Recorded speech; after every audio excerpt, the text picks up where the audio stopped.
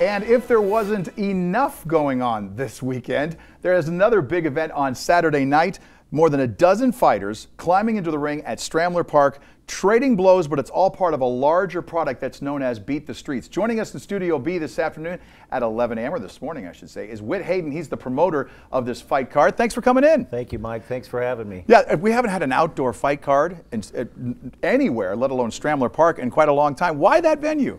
You know, this time of year lends itself to good weather, and it's a special feel. You know, back in the day, they'd have outdoor shows at Caesar's Palace in the 80s with all those great fights with Tyson and Julio Cesar Chavez, and it was just the timing was right. We can't do it all year long, but late September, looks like we're going to be blessed with some pretty good weather. Tell you what, Mother Nature helped you out there. That's right. Big time. Can you tell me a little bit about Beat the Streets? What is it and how does it help? You know, from what I understand, that we're in a very hot situation right now with a lot of gang violence and things of that nature here in Bakersfield, and there are opportunities for the youth of Bakersfield to escape that environment by getting into gyms and competing in a way that's healthy, and boxing gives so much to people. It's just a great opportunity to get out of that environment and into somewhere that's productive, get good grades in school, and really just want to give a positive thing for the community to look at.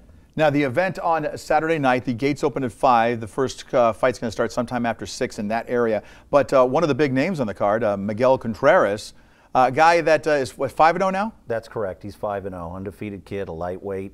He's got 4 knockouts. What an awesome young man, you know. Well, part of the joy of being in this sport is to see people succeed that you truly like. He's a special guy. He's young. He's a BHS grad. He's a Bakersfield College current student.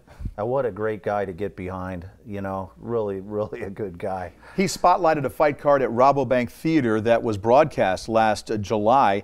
He hasn't fought since then. Young fighter with a layoff, is that something to be concerned about? Or I know he did have an issue with his hand at one point, but it's resolved itself.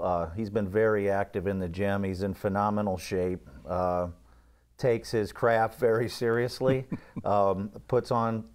does very well in the Los Angeles gyms with some of the big-time fighters. Nice. Guys that are in the top 10 in the world. He does very well with them. I've seen it firsthand. I've seen him fight at a wild card at Freddie Roach's gym and sparred people over there and just do a fantastic job. So we have high hopes for Miguel. This was a hotbed for boxing and fight cards back in the 90s.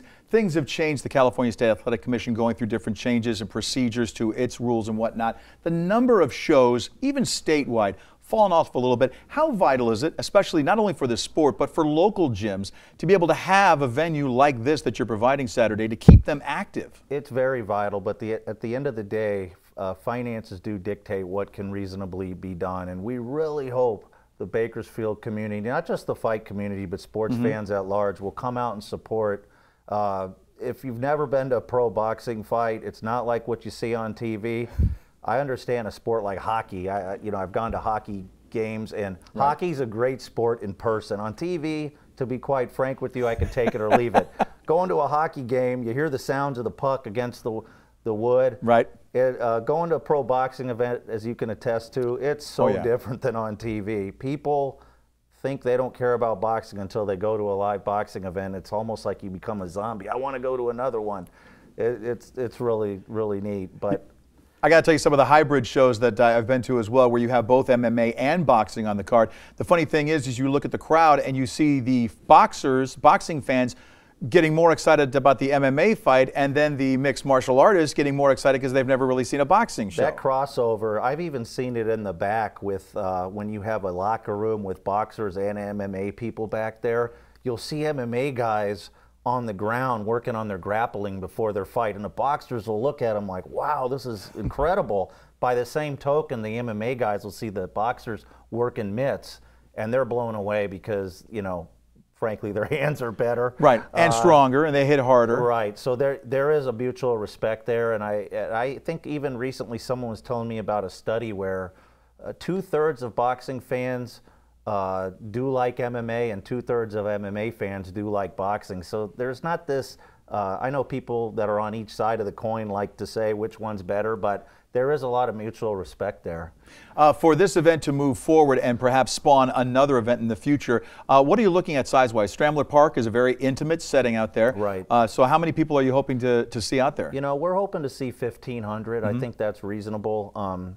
And where are the sales right now? You think you got about half right now? We're more than halfway there, yeah. We're hoping for a walk-up that will consist of at least 500 people. I think that would be good. Miguel is a natural ticket seller, being a Bakersfield guy. From what I understand, teachers, athletic coaches, students from Bakersfield High School will be there. So he has the driller support. I don't know if he needs a whole bunch of coaches watching ringside, yelling instructions at him. Yeah, right. We've got a few of those, you know.